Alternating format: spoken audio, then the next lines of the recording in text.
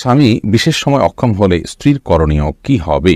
মেয়েদের পেশাবের পরে পানি ব্যবহার করার পরে মোছার জন্য আলাদা কাপড় ব্যবহার করা জরুরি কিনা, হস্তমৈথুনে হবু স্ত্রীর হক নষ্ট করা হয় কিনা, আপন দুই বোনকে একত্রে বিয়ে করা যাবে কিনা, ভাঙা প্লেটে খাওয়া যাবে কিনা, আজানের সময় কিছু খেলে গুনাহ হবে কিনা, টিকটিকি দেখলে কি মারতেই হবে, প্রয়োজনে কি খুঁজে খুঁজে মারতে হবে, বিষয়টা নিয়ে খুব দ্বিধাদ্বন্দ্বে আছি, জানাবেন প্লিজ। অনেক জায়গায় বসে প্রস্রাব করার ব্যবস্থা নেই, দাঁড়িয়ে পেশাব করতে হয়, এরকম পরিবেশ আমরা কি করব? পরিস্থিতির কারণে স্বামী স্ত্রী যদি 5 বছর দূরে থাকে তাহলে শরীয়ত মোতাবেক স্ত্রীকে কি আবার বিয়ে করতে হবে? অ্যালকোহল যুক্ত পারফিউম ব্যবহার করে নামাজ আদায় করলে নামাজ হবে কিনা? জিন কি মানুষের সাথে সবাস করতে পারে? স্বামী সিগারেট খেলে ওয়াইফের করণীয় কি? নামাজের সময় পাশ দিয়ে কেউ গেলে বা আসলে আমার আম্মু নামাজের ভেতরই তাকায়, এতে নামাজের কোনো সমস্যা হবে কিনা? শীতের দিনে টাকনুর নিচে কাপড় পরা যাবে কিনা? চলুন আপনাদের যে সমস্ত প্রশ্ন ইতিমধ্যে চলে আসছে সেগুলোর উত্তর দেওয়ার পালায় আমরা প্রবেশ করি। ফয়সাল আহমেদ আপনি লিখেছেন, টিকটিকি দেখলে কি মারতেই হবে, প্রয়োজনে কি খুঁজে খুঁজে মারতে হবে, বিষয়টা নিয়ে খুব দ্বিধাদ্বন্দ্বে আছি, জানাবেন প্লিজ। না, খুঁজে খুঁজেই আপনাকে মারতে হবে এমন কিছু কোনো বাধ্যবাধকতা নেই, বরং আপনার চোখে পড়েছে উপদ্রব করে আপনি মারবেন, কিন্তু এটার জন্য আপনি খুঁজে খুঁজে বেড়াবেন, এটার পিছিয়ে পিছিয়ে ঘুরে বেড়াবেন, আপনার অনুসন্ধান করে বেড়াবেন, এই কথা হাদিসে বলা হয়নি। জুলেখা খাতুন আপনি লিখেছেন, নতুন কোনো কাপড় পরে না ধুয়ে নামাজ পড়ে নামাজের কোনো ক্ষতি হবে কিনা? নতুন কোনো কাপড় পরলে সেটা ধুয়েই পড়তে হবে এমন কোনো বাধ্যবাধকতা নেই, কারণ নতুন কাপড় মানেই যে সেটা নাপাক, সেটাতে অপবিত্রতা আছে এমনটি নিশ্চিত নন আপনি, তাহলে এটি ধোয়াটা বাদ কেন হতে যাবে? তবে হ্যাঁ, আপনারা যদি নতুন কাপড় কেনার পর দেখলেন যে সেখানে কোনো নাপাক আছে, তাহলে ওই জায়গায় সেই নাপাকটা ধোয়াটাই হলো আবশ্যক। অতএব শরীর দৃষ্টিকোণ থেকে নতুন কাপড় ধুয়ে পড়তে হবে এমন কোনো বাধ্যবাধকতা নেই।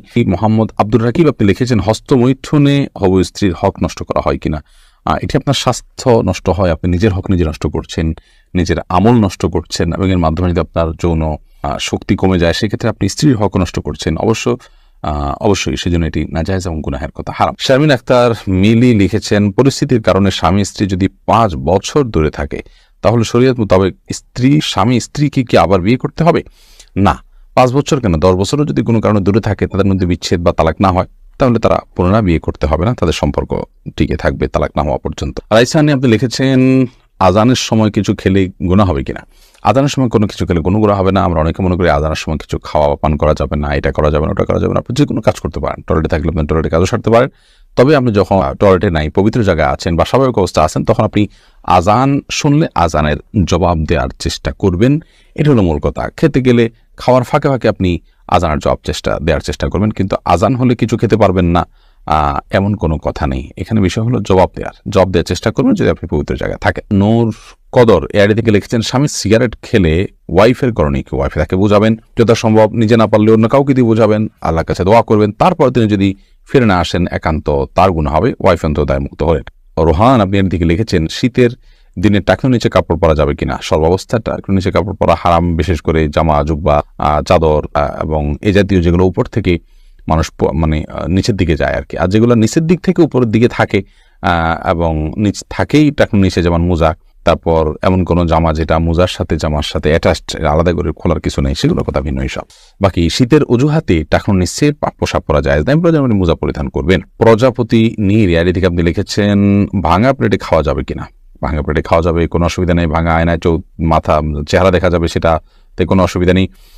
আমরা অনেকে মনে করি ভাঙা প্লেটে খাওয়া যাবে না, ভাঙা আয়নায় চেহারা দেখা যাবে না, এটা নিছকই আমাদের সামাজিক কুসংস্কার। ভাঙা প্লেটে ভাঙা অংশে জীবাণু থাকতে পারে, সেজন্য আপনি ওইটাতে খেলে অস্বাস্থ্যকর হতে পারে, সেটা তো আপনার একান্ত স্বাস্থ্যগত বিষয়, বাট সেটাও তো নিশ্চিত নয়। বিধায় ভাঙা প্লেটে খেলে যে গুনাহ হয়ে যাবে বা নাজায়েজ হবে, ওটা সেরকম নয়, এবং ভাঙা আয়নায় চেহারা দেখলে কোনো অসুবিধা হবে না। আরিফ রহমান আপনি লিখেছেন, আপন দুই বোনকে একত্রে বিয়ে করা যাবে কিনা? এই বিষয়ে ইসলামিক বিধানকে সম্পূর্ণ হারাম। আপন দুই বোনকে একসাথে বিয়ে করা যাবে না, এমনকি পৃথক করে বিয়ে করা যাবে না। এক বোন স্ত্রী থাকাকালীন সময় অন্য বোনকে বিয়ে করা যাবে না, অর্থাৎ এট এ টাইম দুজন বোন কারোর স্ত্রী হতে পারেন না, এটি হারাম। শুধু এটি নয়, এমন দুজন নারীকে একসাথে স্ত্রী হিসেবে রাখা যাবে না যেই দুজন নারীর একজন পুরুষ হলে আরেকজনের সাথে তাদের নিজেদের বিয়ে জায়েজ হতো না, এরকম সম্পর্কের দুজন নারীকে একসাথে স্ত্রী হিসেবে রাখা জায়েজ নয়। হ্যাঁ, একজনকে বিয়ে করেছেন, তার সাথে বিচ্ছেদ হলো বা তিনি মারা গেলেন, তারপর অন্যজনকে বিয়ে করেছেন, তারপর সেটি জায়েজ আছে। বিলকিস বেগম আপনি লিখেছেন, মেয়েদের পেশাবের পরে পানি ব্যবহার করার পরে মোছার জন্য আলাদা কাপড় ব্যবহার করা জরুরি কিনা? না, আলাদা কাপড় ব্যবহার করা জরুরি না। পানি ব্যবহার করার পরে যদি নাপাক দূর হয়ে গেছে মনে হয়, তাহলে সেটি যথেষ্ট, আলাদা করে কাপড় ব্যবহার করার প্রয়োজন নেই। আশফাকুর রহমান আপনি লিখেছেন, স্মৃতিশক্তি কিভাবে বাড়ানো যায়? আমার তেমন কিছুই মনে থাকে না, একদিকে পড়ি অন্যদিকে ভুলে যাই। আল্লাহ মাফ করুন, যদি এই পরিস্থিতি হয় তাহলে সেক্ষেত্রে প্রথমত গুনাহ এবং অপরাধ এবং পাপের কাজগুলো আপনার পরিহার করে চলা উচিত, বিশেষভাবে যত্ন সহকারে। সেই সাথে আল্লাহ তাআলার কাছে দোয়া করা উচিত স্মৃতিশক্তি বাড়ানোর জন্য। শেখ রোকনুজ্জামান লিখেছেন, অনেক জায়গায় বসে প্রস্রাব করার ব্যবস্থা নেই, দাঁড়িয়ে পেশাব করতে হয়, এরকম পরিবেশ আমরা কি করব? যদি কোনো প্রকার ব্যবস্থা না থাকে এবং দাঁড়িয়ে পেশাব করা ছাড়া নিরুপায় থাকেন, তাহলে আপনি অবশ্যই দাঁড়িয়ে পেশাব সেখানে করতে পারেন, যেহেতু আপনি নিরুপায়। কিন্তু নিয়মিত অভ্যাস বানানো সঠিক নয়, কারণ নবী করিম সাল্লাল্লাহু আলাইহি ওয়াসাল্লাম বসেই সবসময় পেশাব করতেন। তবে বিশেষ একবার তিনি দাঁড়িয়ে পেশাব করেছেন এবং সেটি কারণ ছিল এমন একটা জায়গায় তিনি গেছেন যেখানে ময়লা আবর্জনা চতুর্দিকে ফেলেছে মানুষ এবং সেখানে বসার মতো কোনো জায়গা ছিল না, সেজন্য তিনি সেখানে দাঁড়িয়ে পেশাব করেছেন। তন্নি আইডি থেকে আপনি লিখেছেন, নামাজের সময় পাশ দিয়ে কেউ গেলে বা আসলে আমার আম্মু নামাজের ভেতরই তাকায়, এতে নামাজের কোনো সমস্যা হবে কিনা? না, অবশ্যই তার দিকে তাকানো উচিত নয়, কারণ সালাতরত অবস্থায় কেউ যাচ্ছে তার দিকে আপনি তাকানোটা আপনার সালাতের যে খুশু এবং ক্ষুদ্র তার বরখেলাফ হয়। বাট যেটি করা উচিত সেটি হলো নবী আলাইহিস সালাম বলেছেন, তোমার সালাতের সামনে যদি কেউ যায় তাহলে সেক্ষেত্রে তাকে বাধা দাও। কোনো কোনো বর্ণনা আছে তাকে তার সাথে লড়াই লিপ্ত হয়, কারণ সে শয়তান, কারণ সে তোমার মনোযোগকে নষ্ট করছে, তোমার সালাতের এরিয়ার মধ্যে এসে সে তোমার দৃষ্টিকে আকর্ষণ করে ফেলছে এবং মনোযোগে ব্যাঘাত সৃষ্টি করছে। এই জন্য তাকে বাধা দিতে বলা হয়েছে।